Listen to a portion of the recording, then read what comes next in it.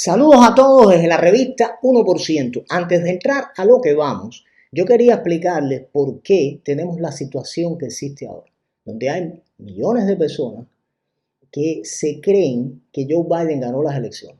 Son muchos menos que los que votaron por Trump, pero existen.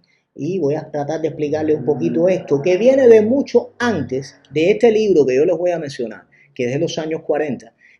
Pero aquí está bastante bien ilustrado. Esta novela, Manantial, de Ayn Rand, y está relacionada con una película también de Orson Welles que se llama El Ciudadano Kane. Estos dos personajes dueños de periódicos tienen que ver con un multimillonario llamado William Randolph Hearst que controlaba la prensa en aquella época. Busquen eso, no es el centro aquí, solo explicarles un ejemplo. En el periódico se hizo una colecta para una causa caritativa. El periódico publicó dos relatos. Uno, acerca de la lucha de un joven científico que se moría de hambre en una buhardilla, trabajando en un gran invento. El otro, acerca de una camarera, amante de un asesino que había sido ejecutado y que estaba esperando el nacimiento de un hijo ilegítimo. Uno de los relatos fue ilustrado con diagramas científicos, el otro con el retrato de una muchacha de boca amarga, expresión trágica y mal vestida. El periódico pidió a sus lectores que ayudaran a ambos desdichados. Se recibieron $9 y 45 centavos para el joven científico y $1,067 para la madre soltera. El dueño del periódico citó a sus empleados para una reunión. Colocó sobre la mesa el ejemplar del periódico con los dos relatos y el dinero que se había recibido para ambos. ¿Hay alguien que no entienda?, les preguntó. Nadie respondió. Y entonces el dueño les dijo: ahora todos saben qué clase de periódico va a ser este. El público pedía crimen, escándalo, sentimentalismo. El periódico se los daba.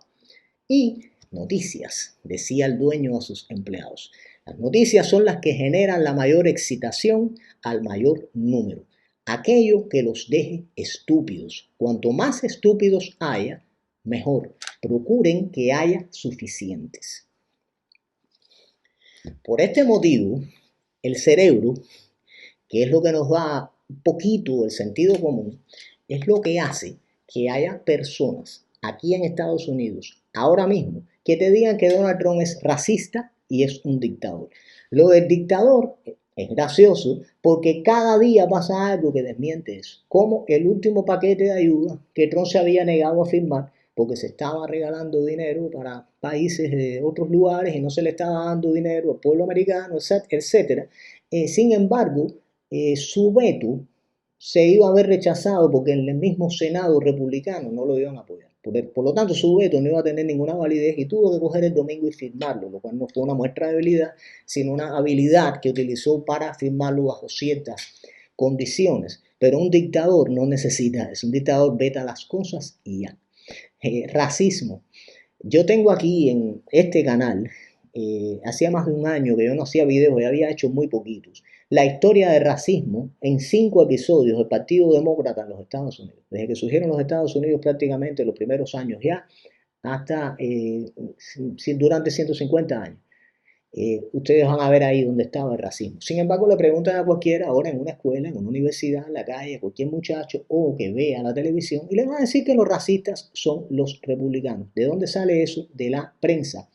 Otra cosa, cuando una joven muchacha venezolana, después de un debate de televisión, muy amablemente, porque de verdad que era muy educada, me dijo que había que hacer algo contra el abuso que tenía Donald Trump contra la prensa en los Estados Unidos. Y esto es una cosa que da gracia hasta dónde una persona puede llegar a una conclusión cuando un dictador del cual escriben algo mal en un periódico, escriben una cosa negativa en un periódico, va al día siguiente con la policía y cierra ese periódico, no puede publicar más nada, más nunca. Eso es un dictador. Así que Donald Trump es el que comete abusos por decir que las noticias que publican esos periódicos son falsas. Fíjense hasta dónde puede llegar la falta de sentido común de una persona, incluso que ha estudiado, cuando le manipulan la cabeza hasta tal punto que lo convierten en un ganado servil. Entonces, hablando ahora de Mike Pence, y el día 6, quiero decirles algo antes. En diciembre, ahora, después del día 14, Mike Pence pudo escribirle a las legislaturas de esos estados y decirle que mandaran votos electorales legítimos en los estados que están bajo reclamación, que son 7. Los del norte, Michigan, Wisconsin, Pensilvania, un poquito más abajo Georgia, y a la izquierda en el mapa Arizona y Nevada. ¿Por qué? Porque los votos que salieron de esas elecciones no son legítimos. Yo le voy a decir ahora por qué, porque está claro en la Constitución. Sin embargo, Mike Pence no lo hizo. Al no hacerlo, está dejando la puerta abierta para que esos votos sean considerados el día 6 de enero.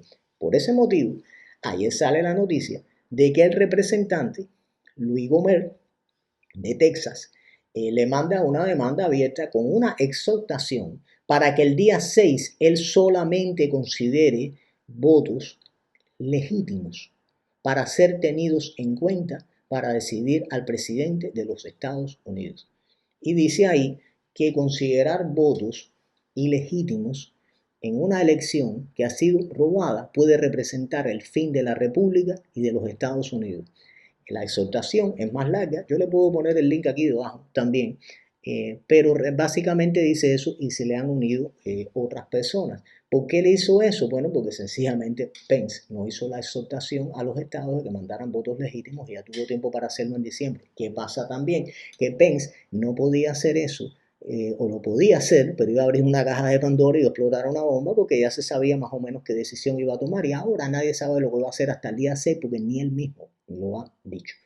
Pero en este punto de cosas, ¿por qué es que este representante Luis Gohmert le hace la exhortación a Mike Pence? Porque dice claro, lo voy a dejar aquí abajo un link donde está bastante bien explicado, que votos electorales legítimos en una elección con voto popular, para que puedan ser certificados, tienen que salir de una elección donde se hayan cumplido todas las reglas. Y en todos esos estados se violaron las constituciones. ¿Qué tipo de violación hubo en las constituciones? Yo le voy a dejar aquí un link para que solamente vean las que hubo en Georgia, pero las hubo en cada uno de los estados. Lo que dice la constitución clarísimo es que si tú haces una elección con voto popular, pero cometes violaciones en los estados, en la constitución de esos estados, con medidas que no fueron aprobadas por la legislatura, ningún voto electoral que sale de ahí va a ser considerado legítimo.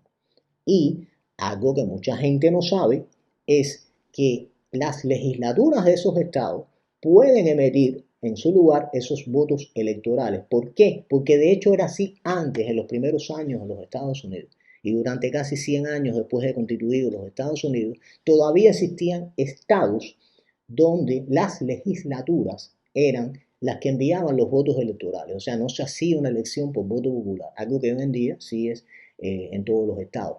¿Y qué pasa?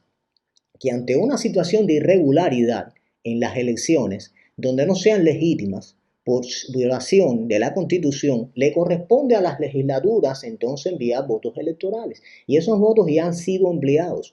Hay una serie de votos paralelos enviados por a la par de los demócratas que fueron certificados como ganadores de la Constitución, de la elección en esos estados. En Pensilvania, por ejemplo, junto a los 20 votos demócratas hay 20 republicanos que se emitieron por las legislaturas precisamente pensando en este escenario donde se había llevado a efecto una elección que era ilegítima. Todos estos votos electorales están ahí para la mesa, incluso para ser considerados por Pence. Pence tiene dos opciones, o mejor dicho, tiene tres. Cuando los abra, es no considerar los votos demócratas y considerar los votos republicanos. Bueno, en ese caso la elección la ganaría fácilmente Donald Trump. La segunda opción es no considerar ninguno de los dos. En este caso, Trump llegaría a 232 votos electorales y Biden 222 y puede ser proclamado incluso presidente Trump sin necesidad de llegar a una elección de contingencia porque se toma el candidato que tuvo mayor cantidad de votos electorales. Y el tercer escenario es que decida abrir los votos demócratas y va a traer una elección, una objeción de los republicanos, que ya se sabe quiénes son, y eso sí puede llevar a otra situación más compleja donde tiene que entrar entonces a deliberar el Congreso y el Senado y llegarse hasta posiblemente una elección de contingencia o sencillamente sería ignorando las leyes y la Constitución, que sería el peor de los escenarios. Todo esto se los digo porque la gente se piensa que el papel del vicepresidente el día 6 de enero es un papel decorativo que simplemente abre allí los votos para contarlos y eso no es así. El vicepresidente no es un actor solamente en este día, sino es un personaje que tiene un poder de decisión que es inapelable de considerar los votos que sean legítimos. Y eso lo puede hacer Mike Pence. Lo va a hacer solamente, lo sabe él, eso es un suspenso que va a llegar al 6 de enero, pero todavía el presidente Trump tiene muchas más, tiene más oportunidades, además de lo que puede pasar en estos días, que se están presentando demandas legales, que están apareciendo nuevas pruebas incuestionables de lo que pasó, que vamos a poner en una posición súper cuestionable a las Cortes de los Estados Unidos si no lo aceptan. Este es el último número de la revista 1%, y esto especialmente para algunos, les digo, que tiene 32 páginas y no recuerdo aquí si en alguna de ellas aparece escrito el nombre de Donald Trump. Porque para defender el capitalismo, la constitución, la libertad y los valores de los Estados Unidos, en estos momentos Donald Trump es el que está luchando contra eso. Pero llevamos más de 200 años de historias aquí y vamos a tener un futuro.